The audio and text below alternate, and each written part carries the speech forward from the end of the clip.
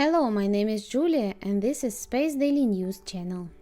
The Welsh company SpaceForge is developing a platform for the production of new materials in space. It's assumed that the ForgeStar platform will be launched on a rocket, will carry a payload into orbit at an altitude of 500 kilometers above Earth, where it will stay for several days or several months depending on customer requirements, after which the platform should return the payload to Earth. The ForgeStar spacecraft is a low-cost, self-contained, reusable spacecraft that is intended to help carry out production in orbit. The ForgeStar spacecraft is supposed to house a payload for the development and production of new materials, primarily for the electronics and pharmaceutical industries. Manufacturing in space has several advantages over manufacturing on Earth due to microgravity, high vacuum, and low temperatures. These conditions allow for perfect crystallization, reduced contamination during the manufacturing process, and access to low temperatures without the need of forced cooling.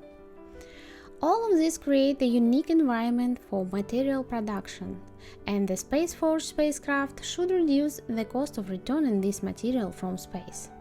The ForgeStar spacecraft will have a deployable heat shield made of high-temperature alloy.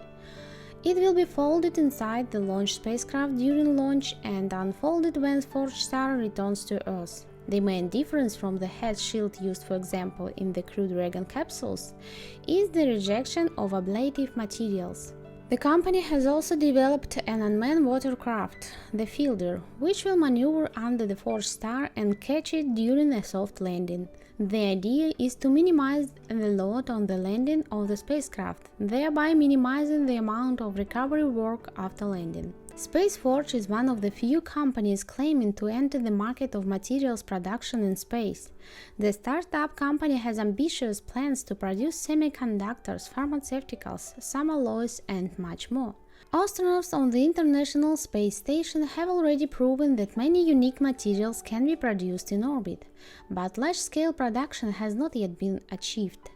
The company plans to launch its first mission this year. This mission, commissioned by the European Space Agency, will demonstrate SpaceForge production technology and test safe re-entry technology. The company already tried to launch its first test spacecraft as part of the Virgin Orbit mission in January this year, but the launch was unsuccessful, with all of the payload lost. SpaceForge is now selected another launch service provider, which has not yet been named. Space Daily News, like, share, and subscribe.